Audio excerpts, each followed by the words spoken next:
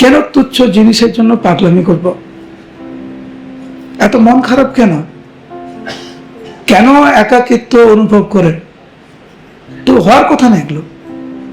ভগবানের নাম নিয়ে আছেন, কেন মন খারাপ, কেন দুঃখ? তার মানে সঠিকভাবে প্রভুপাদ যে আশীর্বাদ আমাদেরকে দিয়েছেন ওগুলো আমরা অনুভব করতে পারছি না। তো আজকে সকালবেলা আমি ক্লাস দিয়েছিলাম ধানবাদে। ওইখানে আমরা একটা বিষয় আলোচনা করছিলাম যে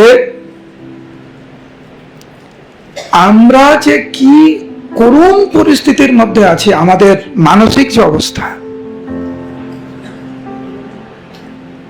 এইটা আমাদেরকে আগে স্বীকার করতে হবে।